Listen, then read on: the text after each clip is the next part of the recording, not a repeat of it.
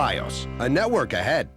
In the days of old, when knights were bold and TV hadn't yet been invented, lords and ladies would spend the day watching jousts and sword play and consider themselves contented.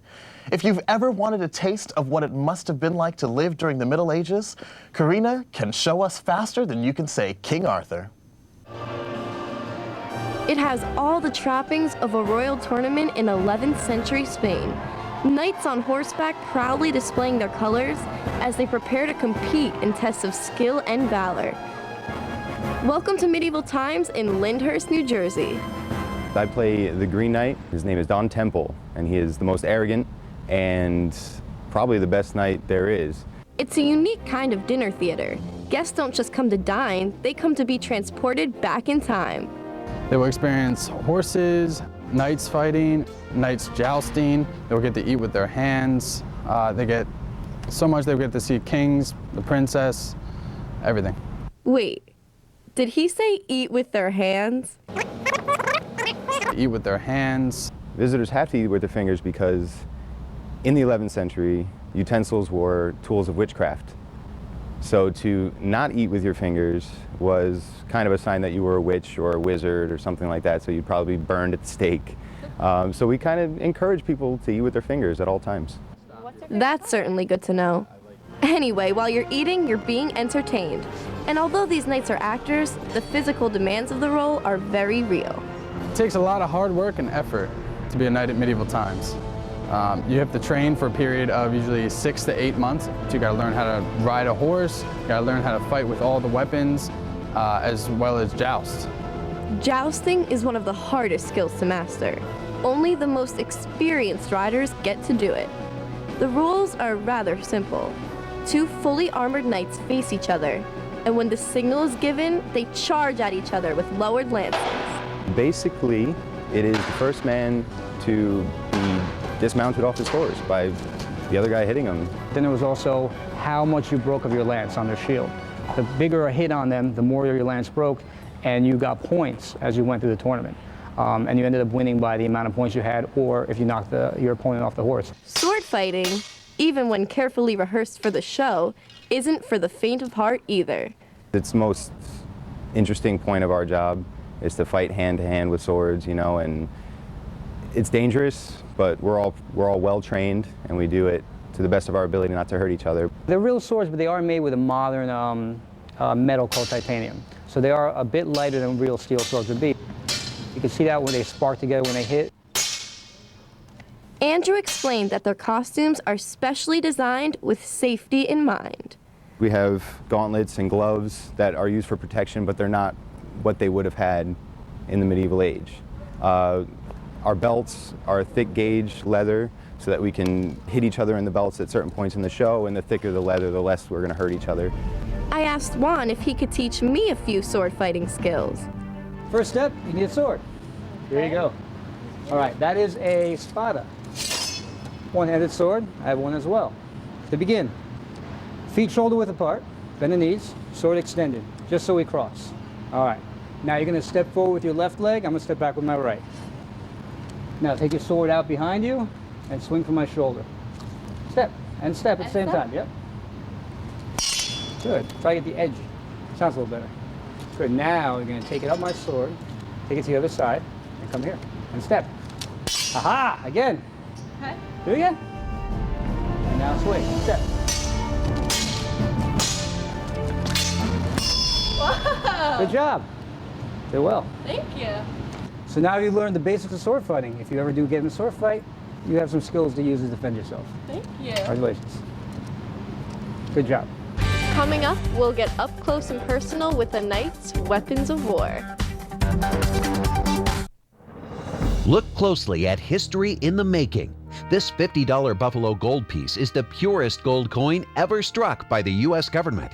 It's the first U.S. coin ever struck using .9999 That's 4 9s, pure 24-karat gold. Its design is based on the famous Buffalo nickel of 1913 to 38. Wildly popular with investors and collectors, the U.S. government had to stop production because of a shortage of specially made gold blanks. It's no wonder the price of this edition is going through the roof. Now you can reserve your own copy of the $50 gold buffalo clad in 14 milligrams of pure gold. National Collectors Mint's private non-monetary minting recreates James Earl Frazier's American Buffalo against a mirror-like background on one side, and his iconic Native American Indian head stands out in stunning relief on the other. The final issue price was to be set at $50 per proof, but during our special release, this 24-karat pure gold-clad masterpiece can be yours for only $9.95. With gold skyrocketing past $1,300 an ounce, price can only be guaranteed for 7 days. Each new 2011 $50 gold buffalo tribute proof comes with an individually numbered certificate of authenticity verifying that each piece is clad in 14 milligrams of pure 24-karat gold, is proof struck, and is based on the famous design of James Earl Frazier's Buffalo nickel. There is a strict limit of 5 proofs per caller. Distribution will take place in registration number order. Earliest reservations receive the lowest registration numbers, so you must hurry. Avoid disappointment and future regret. Call now. To order, call 1-800-309-1296. That's 1-800-309-1296. Strict limit of 5 proofs per caller. Call 1-800-309-1296. That's 1-800-309-1296.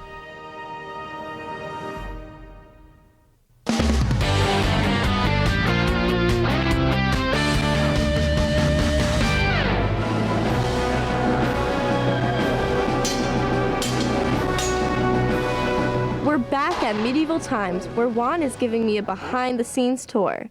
This is the armory for the show. Everything is modeled after weapons that were really used during the Middle Ages. I was surprised to learn that some of these weapons didn't actually start out as weapons. Now, the axes and the flails were actually, these were tools first. I mean, axes are used to chop wood and everything else, and eventually they became weapons out of necessity, and then eventually got changed into actual war items. This is to really, do damage to people. It has a spike on the end for killing, on the top, so you wouldn't chop wood with this. Then we have the bowl or flail. Now this eventually came from a threshing tool for grain, but it would be a stick on a chain, and they just thresh grain to separate the wheat from the chaff. But then they added to a chain, to a heavy ball and spikes, which this one doesn't have for safety, and it became a weapon of war. Though you did have to be well trained to use this, since you can come back and hit yourself as well. The next weapon was one I had already used, the sword. I learned that there are many different kinds of swords. This is more like a broadsword, in the sense that you have a sharp edge on both ends, and so you can stab with it, and you could cut and slice with it. And the largest version of that would be the mandobli, or the two-handed sword, because you can now use a two-handed grip with it, or if it wasn't too heavy, you can still use it with one hand. And you see, definitely longer, and there's been swords, especially the Scottish Claymore, which could be basically about almost 6 feet. Some of the swords could weigh anywhere from 10 to 50 pounds. Whoa. Thank you. Wow. A little heavier. Even though these are titanium, they still have some heft to them. By heft, I guess he meant heavy, and it really was. Next came the shields. These were used for jousting. They're a little longer, and they have the emblem of the knight on them, so that you can recognize their standard. That was important because few people could read in the Middle Ages, so designs were used to identify the knight. When you have a helmet on, you all look the same. The designs not only told you who the knight was, but what rank he held in society. They all gave different information and things, so someone could look at it and knew exactly who that was and where their standing was in the social hierarchy. The designs were often woven into a coat the knight wore over his armor. It was called a coat of arms. What makes this knight different from all other knights? It's me! Experiencing history has never been so much fun, and that's the point. At Medieval Times in Lyndhurst, New Jersey, for Teen Kids News, I'm Karina. That's it for this week. Thanks for joining us. We'll see you next week on Teen Kids News.